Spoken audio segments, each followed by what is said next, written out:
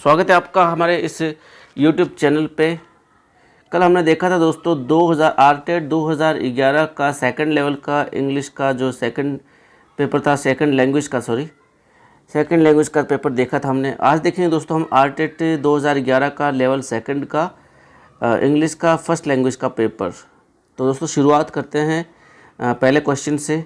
Which one of the following words is a verb? निम्न में से कौन सा शब्द है जो वर्ब है? ठीक है, अलग अलग शब्द दे रखे, 4 ऑप्शन दे रखे, sympathy, sympathise, sympathetic and sympathiser.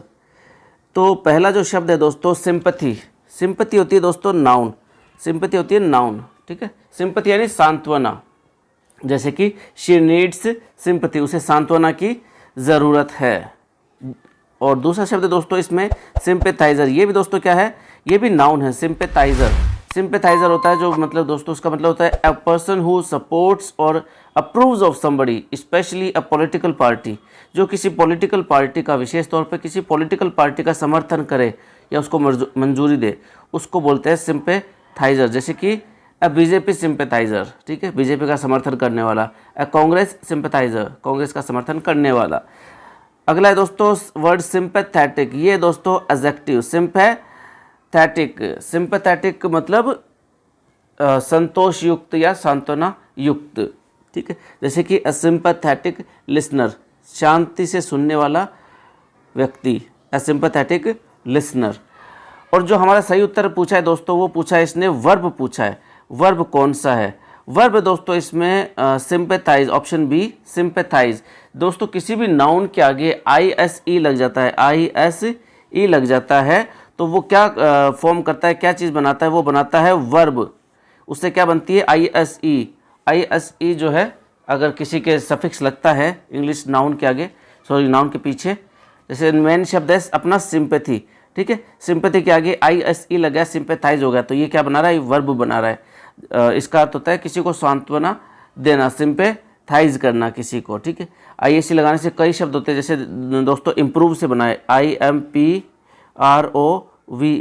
Improve से बना है इम्प्रोवाइज, IMPROVISE, इम्प्रोवाइज। इम्प्रोवाइज यानी किसी चीज़ में सुधार करना। वैसे ही एनालिसिस से बना है दोस्तों एनालाइज, ANALYSE, एनालाइज। एनालाइज यानी विश्लेषण करना। ठीक है, उसी प्रकार से दोस्तों जैसे पैरालिसिस से बनाए पैरालाइज, LYSE, पैरालाइज। पैरालाइज यानी किसी को पैरालाइज करना। ठीक है, एक होता है दोस्तों जैसे टेलीवाइज, TELEVISE, टेलीवाइज। टेलीवाइज यानी टीवी पर कोई सी प्रोग्राम का प्रसारण शुरू करना, उसको बोलते हैं टेलीवाइज करना। ठीक है, तो इसका सही उत्तर हो जाएगा दोस्तों सिंपैथाइज। ओके, नेक्स्ट क्वेश्चन देखते हैं दोस्तों कि find an appropriate determiner dash first item in today's programme is a song. ठीक है, first item in today's programme is a song, तो इसमें डैश में फिल करना है दोस्तों। तो इसमें जो शब्द आएगा वो आएगा दोस्तों, कई ऑप्शन दे रखे हैं जैसे द, ए, एनी और सम। एनी और सम का दोस्तों हमने कल देखा था कि एनी है वो आता है नेगेटिव सेंस में किसी सेंटेंस में, ठीक है, और ये आता है पॉजिटिव सेंस में। ठीक है, ये कभी कभी नेगेटिव में भी आता है लेकिन ये ज़्यादातर क्या आता है? पॉजिटिव सेंस में आता है। और एनी है वो नेगेटिव सेंस में ज़्यादा आता है। ठीक है, और अब यहाँ पे बात रहती है दोस्तों ए और द के बीच में। ठीक है, तो हम क्वेश्चन करते हैं ए से शुरू। A first item in today's programme is a song. ये दोस्तों अप्रोप्रिएट नहीं लग रहा है। ठीक है, ये ऑप्शन गलत है। इसमें सही ऑप्शन जो है वो है दोस्तों द। क्यों द है दोस्तों? द हम तब यूज़ करते हैं जब दुनिया में कोई चीज़ एकमात्र हो, जैसे कि द ताजमहल, द कुतुब मीनार। ठीक है, या फिर द हम इस प्रकार के वाक्य में तब यूज़ करते हैं जब उसको विशेष बता रखा हो। ठीक है, उसको विशेष बता रखा हो या उसका रेफरेंस दे रखा हो। फर्स्ट आइटम कब? आज के प्रोग्राम का फर्स्ट आइटम, पहला आइटम तो ठीक है, ठीक है, पहला आइटम तो ठीक है, लेकिन पहला आइटम कब का? First item in today's programme. तो यहाँ पर दोस्तों जो फिट बैठता है वो द बैठता है, क्योंकि इसको कंटेक्चुअलाइज कर दिया है, इसको रेफरेंस दे दिया है कि आज के प्रोग्राम का पहला item, the first item in today's programme is a song. तो यहाँ पे दोस्तों आएगा ऑप्शन द। नेक्स्ट क्वेश्चन है दोस्तों, supply the correct form of the verb in following sentence. She dash a new dress last week. तो दोस्तों ऐसे सेंटेंस में जिसमें आपको वर्ब पूछी जाती है वहाँ पर आपको सीधा सा जो चीज़ पकड़नी होती है वो होती है एडवर्ब, ठीक है। जैसे कि ऑलरेडी, देन, लास्ट, अगो, ये सब एडवर्ब होती है दोस्तों। ये एडवर्ब जब आप पकड़ लोगे, ये सीख लोगे तो आप वर्ब आराम से फिल कर सकते हो। तो लास्ट जो एडवर्ब आती है दोस्तों वो आती है पास्ट इंडेफिनेट टेंस में। किस में आती है? वो आती है पास्ट इंडेफिनेट टेंस में। और पास्ट इंडेफिनेट का फॉर्मूला क्या है दोस्तों? वर्ब की second form subject plus verb की सेकंड फॉर्म प्लस ऑब्जेक्ट, ये फॉर्मूला है पास्ट इंडेफिनेट का। लास्ट आ गया, हमने देख लिया कि लास्ट एडवर्ब किस में आती है? पास्ट इंडेफिनेट में। पास्ट इंडेफिनेट का सूत्र क्या है? सब्जेक्ट प्लस वर्ब की सेकंड फॉर्म प्लस ऑब्जेक्ट। तो इसमें देखना है कि सेकंड फॉर्म किस में दे रखी है, सिर्फ सेकंड फॉर्म, ठीक है। हैज़ हैव नहीं, हैज़ हैव आती है प्रेजेंट परफेक्ट में। हमें देखना है सिर्फ सेकंड फॉर्म किस में दे रखी है, सीधी सेकंड फॉर्म। तो सीधी सेकंड फॉर्म दोस्तों इसमें हैज़ बॉट में नहीं दे रखी है, हैज़ बीन बाइंग में नहीं दे रखी है। बाइंग तो आईएनजी की फॉर्म हो गई, और बाइज है ये भी फर्स्ट फॉर्म में है, और बॉट ये सही है दोस्तों, BOUGHT ये एकदम सही है, ये सेकंड फॉर्म दे रखी है। She bought a new dress last week. जब लास्ट हो तो पास्ट इंडेफिनिट आएगा, और पास्ट इंडेफिनिट में क्या आता है? वर्ब की सेकंड फॉर्म, और वर्ब की सेकंड फॉर्म दे रखी है दोस्तों ऑप्शन डी में बॉट, BOUGHT। बाई की सेकंड फॉर्म होती है BOUGHT, और थर्ड फॉर्म भी क्या होती है? बॉट, ठीक है। अब ऑप्शन ए में इसमें थर्ड फॉर्म यूज़ की है क्योंकि हैज़ हैव के साथ क्या आती है? थर्ड फॉर्म आती है, ठीक है। तो अपना ऑप्शन क्या है? अपने को वर्ब की सेकंड फॉर्म ढूंढनी है, वर्ब की सेकंड फॉर्म दे रखी है सिर्फ बॉट में, ठीक है। नेक्स्ट क्वेश्चन है दोस्तों कि which one of the following sentences has the correct verb form. किसमें करेक्ट वर्ब फॉर्म है? अब इसमें हम देखते हैं कि सेंटेंस क्या दे रखा है? They the already seen the film, ये देन ये दोस्तों ये दे है, ये गलती से लिखा गया। They already saw the film, they will already see the film, they have already seen the film. तो दोस्तों इसमें क्या है? हमें शब्द दे रखा है, एडवर्ब दे रखी है ऑलरेडी, जैसे पिछले सवाल में दिया था लास्ट, इसी प्रकार से इसमें क्या दे रखा है? ऑलरेडी। ऑलरेडी जो एडवर्ब आती है दोस्तों वो आती है प्रेजेंट परफेक्ट में। प्रेजेंट परफेक्ट का सूत्र क्या रहता है? हैज़ या हैव प्लस वर्ब की थर्ड फॉर्म, ये सूत्र रहता है। हैज़ हैव प्लस वर्ब की थर्ड फॉर्म, ये सूत्र रहता है। तो हमें देखना है दोस्तों ऑलरेडी क्या है? हमें एडवर्ब दे रखी है ऑलरेडी, सभी में दे रखी है, इसमें भी ऑलरेडी, इसमें भी ऑलरेडी, और इसमें भी ऑलरेडी है, सब में ऑलरेडी है। तो ऑलरेडी का जो है वो आती है किसमें? किसकी एडवर्ब है ये? प्रेजेंट परफेक्ट की। प्रेजेंट परफेक्ट का हमने सूत्र देख लिया, हैज़ हैव प्लस वर्ब की थर्ड फॉर्म। अब हमें देखना है कि किसमें हैज़ हैव नहीं दे रखा है। तो ऑप्शन पहला है they already seen the film, इसमें नहीं, तो ये कट गया। They already saw the film, इसमें भी हैज़ हैव नहीं है, ये भी कट गया। They will already see the film, इसमें भी हैज़ हैव नहीं है, ये भी कट गया। और इसमें दे रखा है ऑप्शन डी में लास्ट में they have already seen the film. तो सही आंसर क्या हो गया? Option D, they have already seen the film, ठीक है दोस्तों। ऑलरेडी है वो एडवर्ब दे रखी है, ऑलरेडी एडवर्ब है प्रेजेंट परफेक्ट की। प्रेजेंट परफेक्ट का सूत्र क्या है? Has have plus third form. Has have में से हैव आ गया दोस्तों, क्योंकि दे क्या है? प्लूरल है, और वर्ब की थर्ड फॉर्म सी की थर्ड फॉर्म क्या हो गई? सीन, इसलिए ऑप्शन हो जाएगा ऑप्शन डी। नेक्स्ट क्वेश्चन है दोस्तों हमारा कि may I enter the office, enter your office. इस सेंटेंस में मे का अर्थ क्या है? परमिशन है, पॉसिबिलिटी है, प्रोबेबिलिटी है, या ऑर्डर है? ओके, तो दोस्तों ये ऑर्डर कब होता है? जब कहते हैं कि कम इन, ठीक है। आपने पहले बोला सेंटेंस में आई एंटर योर ऑफिस, और अगला कहता है कि कम इन, तो वो क्या है? ऑर्डर है, ठीक है। प्रोबेबिलिटीज भी नहीं है इसमें, ना इसमें पॉसिबिलिटी, इसमें सीधा सा दिख रहा है दोस्तों क्या है? इसमें परमिशन है, इजाज़त मांग रहा है कि क्या मैं आपके ऑफिस के अंदर आ सकता हूँ, ठीक है। तो इसका सही उत्तर हो जाएगा ए, परमिशन। नेक्स्ट क्वेश्चन है दोस्तों कि to express necessity we use the modal. Necessity यानी ज़रूरी है, कोई काम करना बहुत ही ज़रूरी है, अनिवार्य है। अनिवार्यता को दर्शाने के लिए कौन सा मॉडल यूज़ करते हैं दोस्तों? तो मे है वो संभावना व्यक्त करता है, कैन है वो क्षमता और पावर करता है, माइट भी जो है संभावना व्यक्त करता है, मस्ट है वो क्या एक्सप्रेस करता है दोस्तों? वो नेसेसिटी एक्सप्रेस करता है। कौन? मस्ट। तो इसका सही उत्तर हो जाएगा मस्ट। मस्ट है वो क्या एक्सप्रेस करता है? नेसेसिटी एक्सप्रेस करता है। नेक्स्ट क्वेश्चन है दोस्तों अपना, देखिए, complete the phrasal verb in the following sentences. I usually go to bed early. मैं आमतौर पर क्या करता हूँ? बिस्तर पर जल्दी चला जाता हूँ, यानी बिस्तर पर सो जाता हूँ मैं जल्दी। ऑल्सो गेट डैश अर्ली, और जल्दी उठ जाता हूँ, जल्दी उठना, ठीक है। उठने का इसमें अर्थ ढूंढना है कि उठने का अर्थ क्या होता है? गेट आउट होता है कि गेट ऑफ होता है कि गेट अप होता है कि गेट इनटू होता है, ठीक है। तो इसमें क्या होता है दोस्तों। तो पहला ऑप्शन देखते हैं दोस्तों हम, गेट आउट। गेट आउट का वैसे भी आपको पता है दोस्तों कि गेट आउट का क्या अर्थ होता है, किसी को बाहर निकालना। Get out from my house, मेरे घर से बाहर चले जाओ। गेट आउट यानी किसी को बाहर करना। और एक गेट आउट का अर्थ होता है दोस्तों कि पता चलना, किसी चीज़ के बारे में पता चलना, किसी चीज़ के बारे में पता चलना कि मेरे को इस चीज़ के बारे में पता चल गया है, उसको भी बोलते हैं गेट आउट। जैसे कि if this gets out there will be trouble. अगर इस बात का पता चलता है, if this gets out there will be trouble, अगर इस बात का पता चलता है तो बहुत परेशानी होगी। नेक्स्ट ऑप्शन है दोस्तों हमारा कि गेट ऑफ। गेट ऑफ का यानी किसी को अपने से दूर करना। मैंने आपको पिछले सेंटेंस में बताया था, पिछले पेपर में बताया था, पिछले पेपर में भी यही क्वेश्चन आया था दोस्तों गेट ऑफ के बारे में कि गेट ऑफ का अर्थ क्या होता है। तो गेट ऑफ का अर्थ होता है दोस्तों किसी को दूर करना, खुद से दूर करना। गेट ऑफ मी, मेरे से दूर चले जाओ, ठीक है। नेक्स्ट ऑप्शन अपना गेट इनटू। गेट इनटू का अर्थ होता है दोस्तों चुनाव जीत जाना, ठीक है। जैसे कि मोदी गोट इनटू लोकसभा इन 2014। मोदी जो है वो लोकसभा का चुनाव कब जीता, 2014 में। तो इसमें दोस्तों उठने का अर्थ जो है वो होता है गेट अप से। Get up, I get up early in the morning, मैं सुबह जल्दी उठता हूँ। तो इसका सही उत्तर क्या हो जाएगा, option C up. Get up, get up यानी उठना, बिस्तर से उठना, उसको बोलते हैं गेट अप। नींद में से उठना, नींद से उठते हैं और बिस्तर से निकलते हैं, उसको बोलते हैं गेट अप। नेक्स्ट क्वेश्चन है दोस्तों, which one of the following options will complete the phrasal verb in the following sentence. The train slowed dash and finally stopped.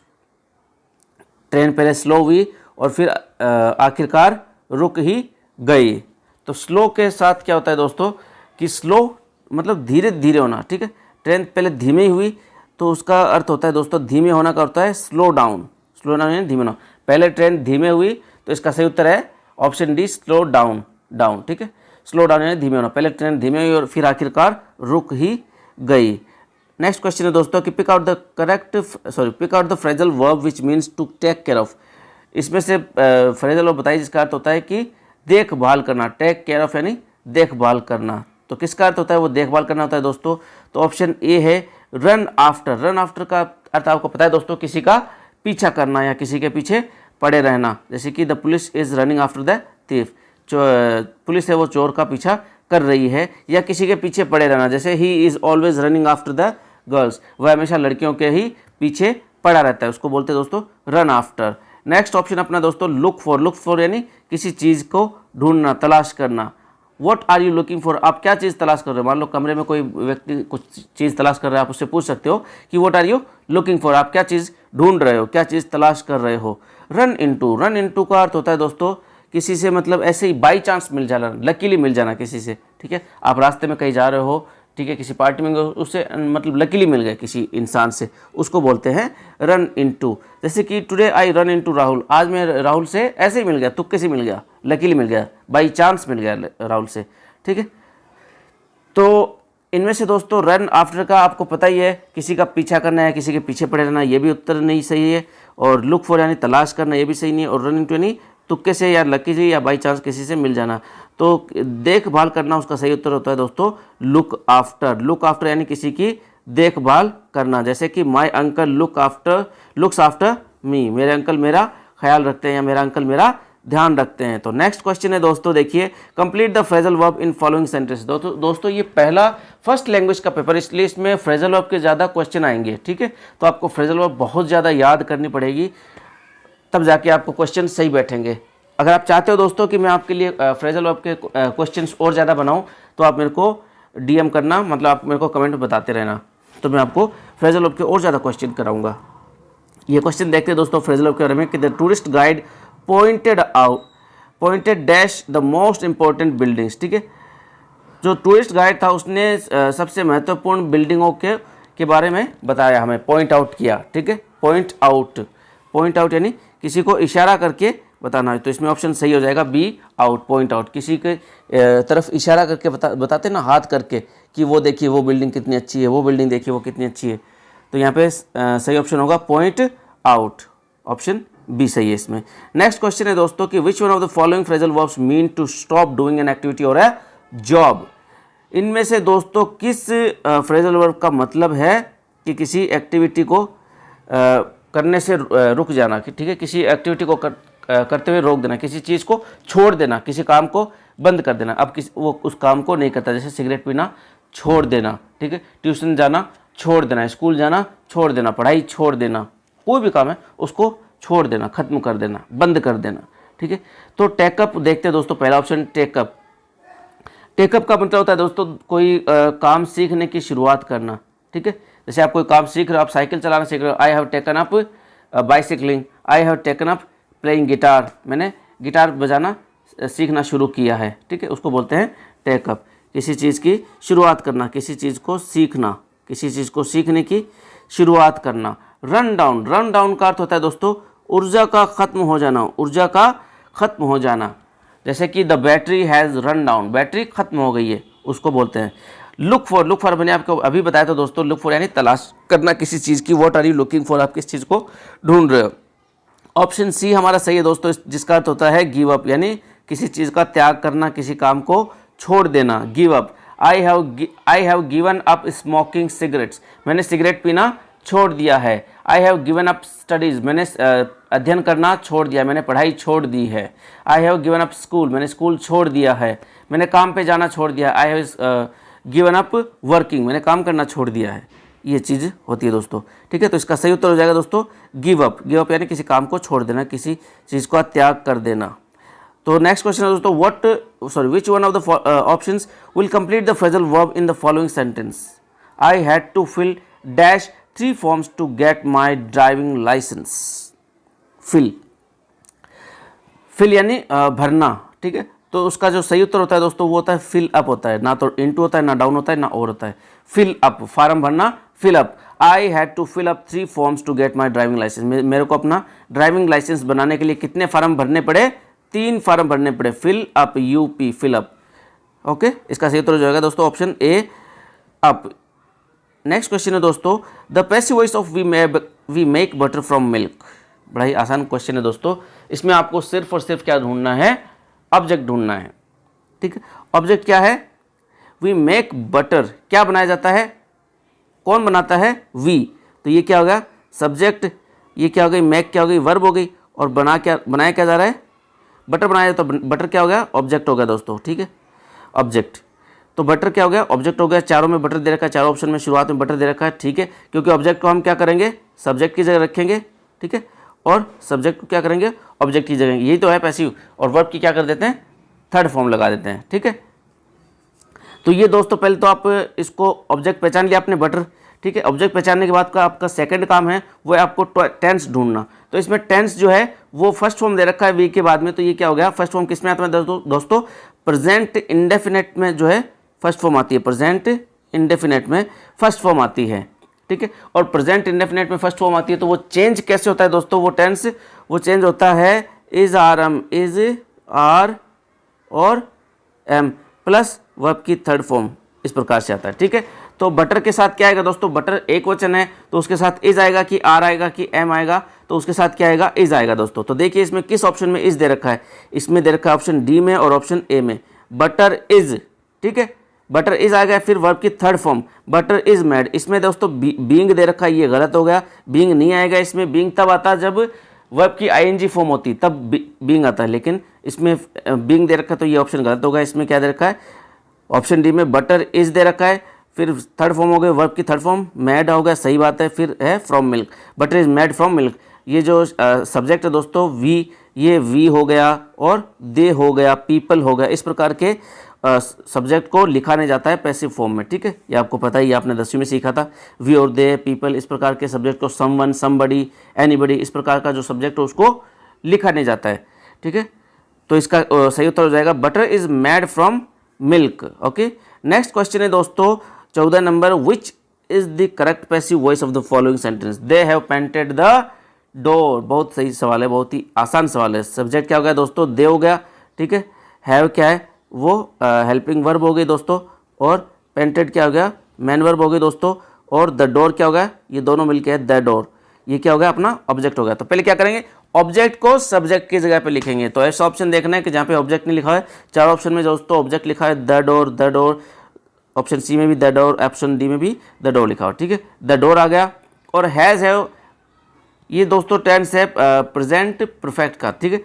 तो प्रेजेंट परफेक्ट में क्या सिस्टम रहता है कि प्रेजेंट परफेक्ट में जो हेल्पिंग वर्ब है हैज़ हैव, ठीक है, हैज़ और हैव, उसके साथ क्या जोड़ दिया जाता है, बीन, BEEN, BEEN, ठीक है। फिर क्या होता है, वर्ब की थर्ड फॉर्म। पैसिव में दोस्तों हमेशा वर्ब की थर्ड ही फॉर्म आएगी, इसलिए आपको टेंशन नहीं लेनी कि वर्ब की कौन सी फॉर्म लगानी है, जब कौन सा टेंस हो तो इसकी टेंस की टेंशन नहीं लेनी इसमें, ठीक है। पैसिव में टेंस की टेंशन नहीं लेनी है, टेंशन लेनी है किसकी, हेल्पिंग वर्ब देखना है कि कौन सा आएगा, ठीक है। तो मैंने आपको बता दिया कि प्रेजेंट परफेक्ट में जो हैज़ हैव रहता है उसके साथ में सिर्फ बीन लगता है, इतना सा है। तो सबसे पहले हम क्या करेंगे, ऑब्जेक्ट और सब्जेक्ट की जगह पर रखें। द डोर लिखा हुआ है तो द डोर क्या है, सिंगुलर है, सिंगुलर के साथ हैज़ हैव में से क्या आएगा, हैज़ आएगा दोस्तों। तो देखिए हैज़ किस में दे रखा है, डी में भी नहीं है, हैज़ सी में भी नहीं है, और हैज़ बी में दे रखा है, लेकिन हैज़ ए में भी नहीं है। तो इसका सही उत्तर क्या हो गया, बी। देखो दोस्तों, आपको जो है क्वेश्चन पूरा पढ़ने की ज़रूरत ही नहीं है। मैं आपको इस तरीके से पढ़ा रहा हूँ कि आपको क्वेश्चन पूरा पढ़ने की जरूरत नहीं है अभी भी, और परीक्षा के अंदर भी आपको पूरा प्रश्न पढ़ने की ज़रूरत नहीं है, बिल्कुल भी ज़रूरत नहीं है। आप मतलब शुरू से इसको डेसिफर चलते चलो, ठीक है। आप उसको शुरू से जो है डिकोड करते चलोगे शुरू से, तो आपको पता चल जाएगा कि जल्दी पता चल जाएगा कि क्वेश्चन कौन सा सही है। जैसे कि हमने देखा कि द डोर आ रहा है, ठीक है, द डोर के बाद में हैज़ किस में लगा हुआ है, तो हमें पूरा सेंटेंस पढ़ने की जरूरत नहीं पड़ती। अब जैसे 3 ऑप्शन है, ऑप्शन सी, डी और ए, इनमें हैज़ दे ही नहीं रखा है, ठीक है, हैज़ है नहीं, तो ये हमने यही इसको डिकोड कर लिया कि हैज़ इसमें दे रखा है, तो उत्तर कौन सा सही होगा, ऑप्शन बी सही होगा। The door has been painted, has आ गया, बीन भी लगा हुआ है दोस्तों, ये देखिए बीन की जगह बीन लगा हुआ है, और वर्ब की थर्ड फॉर्म पेंट है, वो पेंट की जगह पेंट लगा हुआ है। और मैंने अभी आपको बताया था कि ये जो सब्जेक्ट होते हैं वी, दे, इनको जो है दोस्तों पैसिव में लिखा नहीं जाता है, ठीक है। नेक्स्ट क्वेश्चन है दोस्तों हमारा कि my sister said I am enjoying my work, ठीक है। तो अगले ने पहले से ही हल करके दे रखा है आधे से ज़्यादा, तो कि माई सिस्टर सेड दैट, ठीक है, ये इतना आपको हल करके दे दिए। फिर दोस्तों इसमें दे रखा है कि I am enjoying my work. अब इसमें आपको पता है कि जो रिपोर्टेड स्पीच है इसमें हर चीज़ चेंज होती है, इसमें 3 मेजर चेंजेस होते हैं। पहला इसमें क्या होता है, प्रोनाउन चेंज होता है। प्रोनाउन कौन सा है, आई और माई, एक तो हो गया आई और एक हो गया माई। तो आई चेंज होगा दोस्तों किसके अकॉर्डिंग, आई चेंज होगा दोस्तों सब्जेक्ट के अकॉर्डिंग, ठीक है, क्योंकि फर्स्ट पर्सन है वो किसके अकॉर्डिंग चेंज होता है, सब्जेक्ट के according. Second person you change होता है, वो होता है ऑब्जेक्ट के अकॉर्डिंग, ठीक है। और थर्ड पर्सन चेंज ही नहीं होता है, वैसा का वैसा लिखा जाता है, ठीक है। तो आई है वो चेंज होगा माई सिस्टर के अकॉर्डिंग। माई सिस्टर क्या है दोस्तों, माई सिस्टर एक लड़की है, और लड़की को कैसे लिखते हैं इंग्लिश में, शी से, ठीक है। तो इसमें देखिए ऑप्शन में कहाँ पर शी दे रखा है, एक तो ऑप्शन में दे रखा है ए में, और एक ऑप्शन दे रखा है सी में, शी दे रखा है, ठीक है। ये सही हो गया, यहाँ तक तो सही है शी। फिर दोस्तों इसमें जो प्रेजेंट कंटिन्यूस टेंस है, I am enjoying my work, ये कौन सा टेंस है, present continuous. Present continuous change होता है दोस्तों पास्ट कंटिन्यूस में। पास्ट कंटिन्यूस का मतलब है दोस्तों was were plus ING. Past continuous का क्या मतलब है, was were plus ING, verb की आईएनजी फॉर्म, ठीक है, वर्ब की आईएनजी फॉर्म। तो पहले देखते हैं वॉज वर किस में दे रखा है, दोनों में वॉज वर दे रखा है दोस्तों, शी वॉज, इंजॉइंग भी दे रखा है, शी वॉज इंजॉइंग। डिफरेंस है दोस्तों हर वर्क और माई वर्क का, ठीक है। तो यहाँ पे देखते हैं कैसे चेंज होगा कि माई जो है वो कौन सा पर्सन है, फर्स्ट पर्सन है। फर्स्ट पर्सन चेंज होता है हमेशा दोस्तों सब्जेक्ट से, ठीक है, किससे चेंज होता है, सब्जेक्ट से। तो माई चेंज होगा माई सिस्टर से। माई सिस्टर क्या है, लड़की है, ठीक है, शी होगा। तो शी को कैसे लिखेंगे, माई है यहाँ पर, ये कौन सा है, ये है दोस्तों पॉजेसिव केस में है, ठीक है। ये कौन से पॉजेसिव केस में, शी का पॉजेसिव केस क्या होता है, हर। शी का पॉजेसिव केस क्या होता है, हर। यहाँ पर केस जो है वो इसका माई का यूज़ किया जाएगा और चेंज होगा सब्जेक्ट के अकॉर्डिंग। माई सिस्टर यानी लड़की है शी का जो पॉजेसिव केस है वो हर होता है, इसलिए यहाँ पर क्या लिखा जाएगा, ऑप्शन सही रहेगा, option A, she was enjoying her work, क्योंकि इसी में दोस्तों दे रखा है हर दे रखा है, इसमें माई दे रखा है, वैसा का वैसा लिख दिया, लेकिन वैसा का वैसा नहीं लिखा जाता क्योंकि माई चेंज होगा माई सिस्टर से, और माई सिस्टर क्या है, लड़की है, लेकिन शी नहीं लिखा जाएगा, ठीक है, क्योंकि माई क्या है, पॉजेसिव केस है, इसलिए सी का भी पॉजेसिव केस लिखेंगे। सी का पॉजेसिव केस होता है हर, तो वो हमने हर लिख दिया यहाँ पर, ठीक है।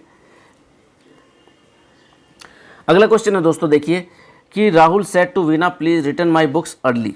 ये भी रिपोर्टेड स्पीच है, इनडायरेक्ट में चेंज करना है कुछ, तो अगले बंदे ने चेंज करके दे रखा है कि Rahul requested to Veena to, Rahul requested Veena to. Rahul ने वीना से रिक्वेस्ट किया किस चीज़ के लिए, टू, ठीक है। अब रिक्वेस्ट है, यहाँ पर जो शब्द दे रखा है प्लीज़, ठीक है। प्लीज़ क्या है, प्लीज़ चेंज हो गया रिक्वेस्ट में, ठीक है। तो प्लीज़ लिखने की ज़रूरत ही नहीं है, ठीक है। तो प्लीज़ को हमें यहाँ लिखने की वापस ज़रूरत नहीं है। वापस क्या लिखेंगे, रिटर्न लिखेंगे। तो रिटर्न लिखा हुआ है चारों सेंटेंस में, रिटर्न लिखा हुआ है, रिटर्न रिटर्न रिटर्न, ठीक है। आगे देखते हैं, डिकोड करने की कोशिश करते हैं। माई है, अभी मैंने आपको बताया था तुरंत ही कि माई है वो चेंज होगा किससे, सब्जेक्ट से, क्योंकि ये क्या है, माई क्या है, ये फर्स्ट पर्सन है। माई फर्स्ट पर्सन चेंज होता है दोस्तों सब्जेक्ट से। सब्जेक्ट कौन है, राहुल है। राहुल क्या है, लड़का है, तो इसको किससे लिखेंगे, ही से, ठीक है। सॉरी ये थर्ड पर्सन सिंगुलर है, थर्ड पर्सन सिंगुलर राहुल, ठीक है। थर्ड पर्सन सिंगुलर को का प्रोनाउन कौन सा आता है, ही होता है दोस्तों, ठीक है। और यहाँ पे लिखा हुआ है माई, माई का यहाँ पर क्या है, कौन सा केस है, पजेसिव केस है दोस्तों। और पजेसिव केस है तो ही का भी हम पजेसिव केस लिखेंगे। कौन सा होता है ही का पजेसिव केस, हिज, ठीक है। रिटर्न हिज बुक्स अर्ली, तो हमें देखना है कि ये ऑप्शन किस में दे रखा है, रिटर्न हिज बुक्स अर्ली, तो वो दे रखा है दोस्तों ऑप्शन सी में, return his books early, return his books early. Rahul requested Veena to return his books early, Rahul ने वीना से रिक्वेस्ट की कि वो उसकी किताबें जल्दी ही लौटा दे। नेक्स्ट क्वेश्चन है दोस्तों इसमें 17 number, which one of the options has the same meaning as the following sentence. तो सेंटेंस का ये दे रखा है, इसका सही अर्थ किस पे बैठता है दोस्तों, चार ऑप्शन दे रखे हैं। The Taj Mahal is the most beautiful building in India, Taj Mahal India में सबसे खूबसूरत बिल्डिंग है। ताजमहल इंडिया की सबसे खूबसूरत बिल्डिंग है, सबसे सबसे यानी सबसे ही, ठीक है। यानी और भी इंडिया में खूबसूरत बिल्डिंग्स हैं, बाकी और भी हैं, लेकिन सबसे उन सब में सबसे खूबसूरत है वो है ताजमहल।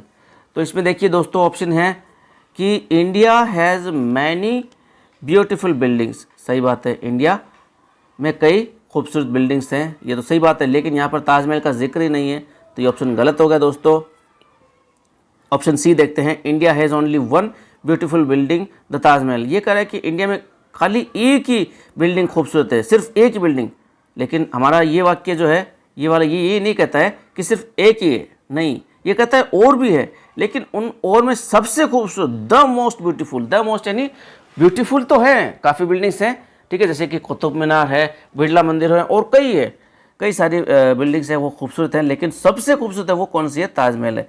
लेकिन ये ऑप्शन सी कह रहा है कि सिर्फ एक ही बिल्डिंग खूबसूरत है इंडिया में, वो ताजमहल, ये भी गलत हो गया ऑप्शन दोस्तों। ऑप्शन है D, the Taj Mahal is a beautiful building, Taj Mahal एक खूबसूरत बिल्डिंग है। ये भी इस वाक्य की बात तो कह रहा है, लेकिन इस वाक्य की बात को पूरा नहीं करता है, क्योंकि ये कह रहा है कि सबसे खूबसूरत, और ये कह रहा है कि एक खूबसूरत मात्र बिल्डिंग है, ज़्यादा उसकी बड़ाई करने की ज़रूरत नहीं है। ऑप्शन बी देखते हैं दोस्तों कि the Taj Mahal is more beautiful then any other buildings in India, ये ऑप्शन सही दोस्तों कि ताजमहल है वो बहुत ज़्यादा खूबसूरत है, ठीक है। बाकी इंडिया में जो बिल्डिंग्स हैं उनमें सबसे ज़्यादा खूबसूरत कौन सी है, ताजमहल है। तो ये बात कह रहा है, जो इस बात लिखी हुई Taj Mahal is the most beautiful वाली बात को कौन क्लैरिफाई कर रहा है, ऑप्शन बी क्लैरिफाई कर रहा है कि the Taj Mahal is more beautiful, Taj Mahal बहुत ज़्यादा खूबसूरत है, किनसे, इंडिया में जितनी बिल्डिंग्स हैं उनमें सबसे ज़्यादा खूबसूरत है ताजमहल। नेक्स्ट ऑप्शन देखिए दोस्तों, नेक्स्ट क्वेश्चन देखिए दोस्तों, pick out the correct WH question, सही WH क्वेश्चन को छांटना है। तो इसमें दोस्तों ऑप्शन में दे रखा है WH कि हाउ मच। अब दोस्तों हाउ मच एक ऐसा WH क्वेश्चन है जो एज ए एडजेक्टिव की तरह काम करता है। अब एडजेक्टिव की क्या खासियत होती है दोस्तों कि एडजेक्टिव को नाउन चाहिए साथ में, ठीक है ना। जैसे कि ब्रेव नहीं लिख सकते, ब्रेव पर्सन, ठीक है, good person, good think, good mobile, good pencil, rich person, इस प्रकार से, ठीक है। तो हाउ मच के साथ में दोस्तों, इसके साथ में नाउन का आना बड़ा ज़रूरी है, ठीक है। हाउ मच तो आ गया, लेकिन इसके साथ में नाउन का आना जरूरी। तो देखते हैं किस में नाउन आ रही है, हाउ मच डू। तो दोस्तों हाउ मच तो ठीक है, लेकिन डू क्या है, ये हेल्पिंग वर्ब है। इसमें देखते हैं हाउ मच डू, ये भी सही है, ये इसमें क्या है, हेल्पिंग वर्ब है, तो ये दोनों ही गलत हो गए। हाउ मच के साथ में क्या आएगा, नाउन आएगी, ये और ये क्या आ रही है, ये वर्ब आ रही है। वर्ब की आवश्यकता नहीं है दोस्तों, समझ रहे हो। तो नेक्स्ट क्वेश्चन है दोस्तों हमारा कि हाउ मच मनी, इसमें भी सही दे रखा है हाउ मच मनी, और इसमें भी दे रखा है ऑप्शन ए में भी हाउ मच मनी, लेकिन ऑप्शन डी में दोस्तों हेल्पिंग वर्ब का यूज नहीं कर रखा है। और इंग्लिश में रूल ये है कि हेल्पिंग वर्ब के बिना आप सेंटेंस को लिख ही नहीं सकते, वो सेंटेंस गलत हो जाता है। तो इसमें हेल्पिंग वर्ब नहीं होने की वजह से ये गलत हो गया। और ऑप्शन ए में हेल्पिंग वर्ब डू दे रखी है, हेल्पिंग वर्ब भी है और सब्जेक्ट भी है, यू भी है, ठीक है। ये क्या है, सब्जेक्ट है, और वांट क्या है, ये मेन वर्ब है दोस्तों, ठीक है। तो इसमें helping verb, subject, main verb, WH सब दे रखे हैं और एक सही क्रम में व्यवस्थित कर रखे हैं, ठीक है। दे तो ऑप्शन बी में भी रखे दोस्तों, देखिए जैसे how much do you want money, इसमें भी देखे, लेकिन इसमें सही क्रम में व्यवस्थित नहीं है। अगर ये मनी यहाँ पर होता है डू से पहले, how much money do you want, ठीक है, तो ये भी सही रहता है, लेकिन इसमें सही क्रम नहीं है। सही क्रम किसमें, पहले आ गया हाउ मच एडजेक्टिव हो गया, इसके साथ में नाउन आ गई मनी, फिर हेल्पिंग वर्ब आ गया डू, फिर सब्जेक्ट आ गया यू और want, how much money do you want, आपको कितने पैसे चाहिए, ठीक है। तो ये ऑप्शन सही हो जाता है, ऑप्शन ए। नेक्स्ट क्वेश्चन है दोस्तों, देखिए question 19, which one of the following words is similar in meaning to purchase. कौन सा शब्द है वो परचेज के सिमिलर है, परचेज का अर्थ देता है, परचेज यानी खरीदना, ठीक है। तो सीधा सा क्वेश्चन आप आंसर आपको दिखाई दे रहा है दोस्तों, परचेज का अर्थ होता है खरीदना, खरीदना, ठीक है, खरीदना। और बाय का अर्थ भी क्या होता है दोस्तों, खरीदना, ठीक है, बाय का अर्थ भी क्या होता है, खरीदना। परचेज और बाय दोनों सिनोनिम है दोस्तों, अर्थ में समान है, ठीक है। सेल यानी बेचना, सेल यानी बेचना दोस्तों, और रिसीव यानी दोस्तों प्राप्त करना, रिसीव यानी प्राप्त करना, और सप्लाई यानी आपूर्ति करना, ठीक है, आपूर्ति करना। तो इसका सही उत्तर हो जाएगा दोस्तों ऑप्शन ए बी, बाई, ठीक है, option A by. Next question है दोस्तों हमारा 20 number, the word inspection, inspection यानी दोस्तों जांच करना, निरीक्षण करना। द वर्ड इंस्पेक्शन, इंस्पेक्शन का अर्थ होता है निरीक्षण करना, निरीक्षण करना। ये सिमिलर किसके, यानी इसका सिनोनिम क्या है, इंटरव्यू यानी दोस्तों आपको पता ही है साक्षात्कार,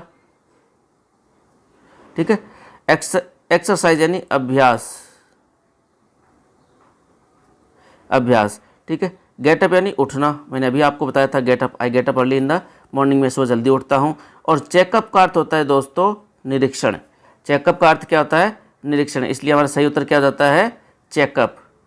ओके, नेक्स्ट क्वेश्चन है दोस्तों हमारा, the opposite of the word support, the opposite of the word support. Support का अर्थ होता है दोस्तों, एक सेकेंड, सपोर्ट का अर्थ होता है दोस्तों समर्थन करना, समर्थन करना। हेल्प का अर्थ होता है दोस्तों मदद करना, और आर्ग्यू का अर्थ होता है दोस्तों बहस करना, और अपोज का अर्थ होता है दोस्तों विरोध करना, ठीक है, और रिटर्न का अर्थ होता है दोस्तों लौटाना। कोई चीज़ आपने उधार ली थी उसको वापस लौटाना, उसको बोलते हैं रिटर्न, ठीक है। तो सपोर्ट का अर्थ हो गया दोस्तों समर्थन, समर्थन का अपोजिट क्या होता है, विरोध करना, तो ऑप्शन सही हो जाता है सी, विरोध करना, ठीक है।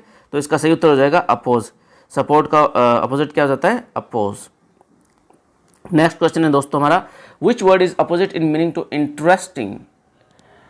कौन सा शब्द है वो इंटरेस्टिंग का अपोजिट है। इंटरेस्टिंग का अर्थ होता है दोस्तों रोचक, इंटरेस्टिंग का अर्थ होता है दोस्तों रोचक, ठीक है, कोई चीज़ रोचक होती है, जैसे इंटरेस्टिंग स्टोरी, इंटरेस्टिंग पर्सन, रोचक कहानी, रोचक व्यक्ति, ठीक है।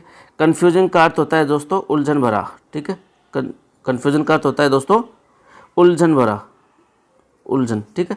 बोरिंग का अर्थ होता है दोस्तों अरोचक, अरोचक। और कॉन्ट्रास्टिंग यानी विरोधाभास, ठीक है, विरोधाभास। प्लीजिंग यानी खुशामद, जो चीज़ हमें खुश करे उसको बोलते हैं खुशामद, ठीक है। तो रोचक का दोस्तों उल्टा क्या हो गया, अपोजिट क्या हो गया, अरोचक, ठीक है। तो इसका सही हो जाएगा इंटरेस्टिंग का क्या हो जाएगा, बोरिंग, जो चीज़ हमें बोर करे, जैसे कि इंटरेस्टिंग स्टोरी, बोरिंग स्टोरी, रोचक कहानी, अरोचक कहानी। नेक्स्ट क्वेश्चन है दोस्तों, choose the word with the correct spelling, जिसकी स्पेलिंग सही है। तो दोस्तों फाइनेंशियल वर्ड दे रखा है इसमें, फाइनेंशियल की स्पेलिंग सही होती है दोस्तों option D, financial, FINANCIAL, financial यानी आर्थिक, ठीक है। नेक्स्ट क्वेश्चन है दोस्तों हमारा कि सही स्पेलिंग बतानी, ये भी सिचुएशन की यानी परिस्थिति, सिचुएशन की स्पेलिंग होती है दोस्तों SITUATION, सिचुएशन यानी परिस्थिति, हालात, ठीक है, ऑप्शन सी सही है। अब दोस्तों ये पोएम दे रखी है और पोएम से हमें कुछ क्वेश्चंस सॉल्व करने हैं कि the Jamuna waters rush by so quickly, the shadows of evening gather so thickly like black birds in the sky, O if the storm breaks what will betide me safe from the lightning, where shall I hide me unless thou succor my footsteps and guide me, Ram रे Ram I shall die। तो दोस्तों इसमें कुछ meanings है। Betide, betide का अर्थ होता है दोस्तों जैसे मतलब कुछ बुरा होने वाला है, ठीक है, कुछ अशुभ होने वाला है। सकर, SUCCOUR, सकर का अर्थ होता है दोस्तों मदद करना या किसी को राह दिखाना, ठीक है, यानी भगवान मुझे राह दिखा। तो ये दोस्तों पोएम है, ये बड़ी ही शानदार पोएम है। इसमें गांव का जो है दृश्य बताया गया है। ये एनसीईआरटी में 11th या 12th क्लास में चलती है, मेरे को कंफर्म नहीं अभी, लेकिन ये चलती है एनसीईआरटी में, 11th क्लास में है शायद ये पोएम, लिटरेचर में, इंग्लिश लिटरेचर में चलती है। तो इस पोएम का अर्थ है दोस्तों, ये गांव का बड़ा ही खूबसूरत दृश्य दिखाया गया है। एक लड़की है जो जमुना नदी में पानी भरने के लिए गई है, ठीक है, और उसे देर हो गई वहाँ पर। और देर क्यों हो गई दोस्तों? क्योंकि वो एक नाविक है, वो वहाँ पर गाना गा रहा था, ठीक है, अपनी नाव में खड़ा खड़ा, और वो गाना उसको बड़ा पसंद आया। उस गाने को सुनने में उसे देर हो गई, वो गाना उसे बड़ा पसंद आया, और वो सुनते सुनते उसको अंधेरा होने लग गया अब, ठीक है, अंधेरा बढ़ रहा था और उसे अपने घर जाना था। घर का रास्ता लंबा था दोस्तों, और वो अकेली थी, इसलिए उसको डर लग रहा था क्योंकि अंधेरा होने ही वाला था। और साथ में कि दोस्तों कुछ ऐसी बातें भी हो रही थी कि उल्लू चिल्ला रहे थे, और ये जो सफ़ेद सारस है ये चिल्ला रहे थे, कई इस प्रकार की बातें हो रही थी। और चांदनी भी नहीं थी दोस्तों, अमावस्या थी, तो उस चीज़ से भी उसको डर लग रहा था कि उसके साथ कुछ हो ना जाए, कहीं उसको कोई सांप वगैरह कोई कुछ काट ना ले, कहीं उस पर कोई बुरी आत्मा का साया ना पड़ जाए। इन चीज़ों से लेकर के वो दोस्तों डरी हुई थी, और उसे लग रहा था कि मैं घर जाऊंगी, घर जाते ही भैया है वो मुझ पर गुस्सा करेंगे, मुझे मारेंगे, डांटेंगे, ठीक है। माँ है वो चिंता कर रही होगी, मेरे बारे में सोच सोच करके रो रही होगी कि अकेली लड़की है, वो रास्ते में पानी भरने गई है, अभी तक आई नहीं, अंधेरा हो गया है, कहीं उसके साथ कुछ गलत ना हो जाए। वो बार बार भगवान से जो है प्रार्थना कर रही होगी कि मेरी बेटी की रक्षा करना भगवान। वो जमुना नदी पर पानी लेने के लिए गई है, और जमुना नदी का पानी है वो बहुत गहरा है, कहीं वो उसमें डूब के मर ना जाए। इस प्रकार की बातें उसकी माँ सोच रही होगी। और ये बातें कौन सोच रही है? वो लड़की सोच रही, जो पानी लाने गई थी, वही सोच रही कि मेरी माँ ऐसा सोच रही होगी, ठीक है। और लड़की को इस बात से भी डर था कि कहीं कोई तूफान ना आ जाए, कहीं कोई तूफान ना हो जाए, और बिजली में बिजली की कड़क से वो कहाँ छुपेगी, इसलिए वो डर रही थी दोस्तों। क्योंकि आसमान में घने बादल भी थे कि बारिश भी ज़बरदस्त होने वाली है।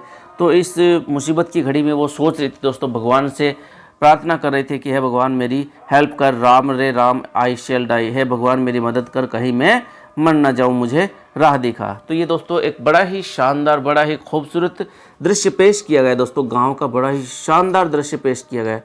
मज़ा आता है इस पोएम को पढ़ने में दोस्तों।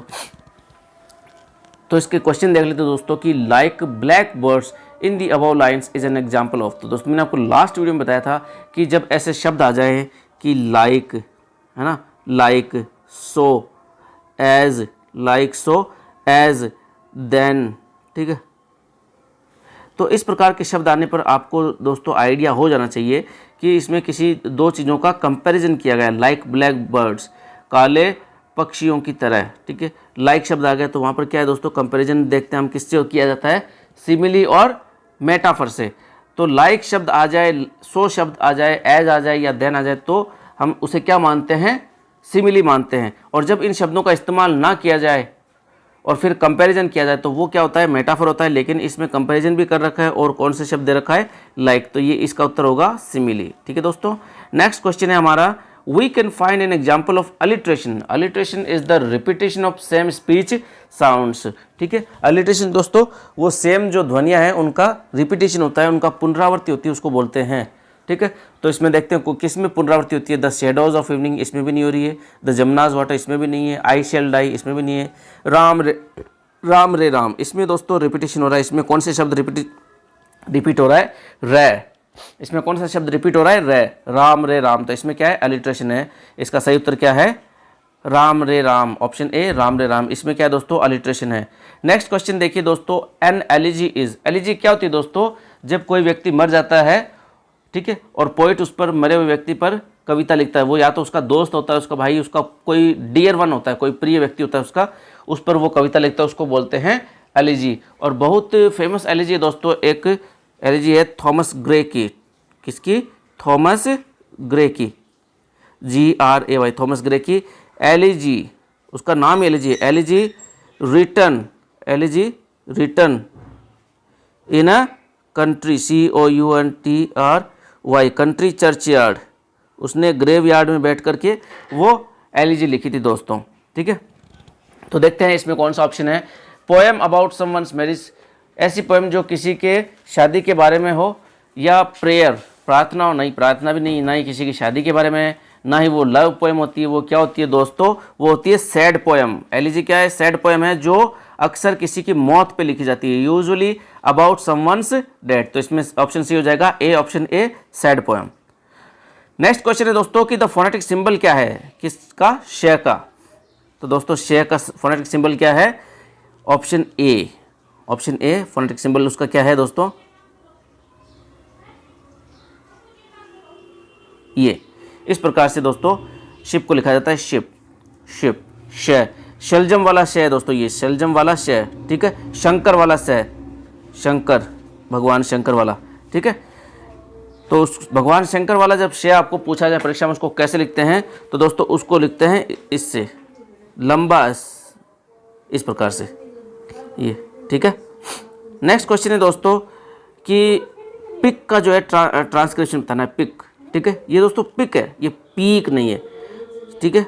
ये तो है, ये जो ऑप्शन बी है ये पीक, ये है पीक, और ये जो ऑप्शन सी है ये है पिक, ठीक है। तो ऑप्शन सी सही है हमारा यहाँ पर, पिक, पिक, ओके। तो हमारा ऑप्शन सी सही है, पिक।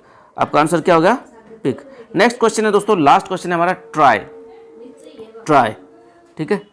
ट्राई देखिए इसमें कौन किस में बैठा है, ये तो है दोस्तों ट्री, और ये ट्री, और ये ट्रेई, ये क्या है, ट्रेई, ठीक है, ट्रेई।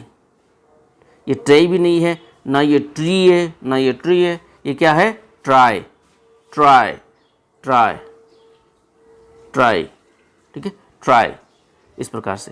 तो दोस्तों ये हमारे कुछ क्वेश्चंस थे। आई होप आपको वीडियो पसंद आ रहा होगा, आपको क्वेश्चन सॉल्व करने में मज़े आ रहे होंगे। अगर मज़े आ रहे हैं दोस्तों तो इस वीडियो को प्लीज़ लाइक कीजिए, और लाइक करते रहिए अपने दोस्तों के साथ, दोस्तों शेयर करते रहिए। और भी वीडियो डालता हूँ मैं, रोज़ाना डालता हूँ दोस्तों। कुछ शिकायत है, कुछ कहना है तो आप कमेंट बॉक्स में कह सकते हैं, कमेंट बॉक्स खुला है। एंड थैंक यू, धन्यवाद, बहुत बहुत धन्यवाद आपका, नमस्कार।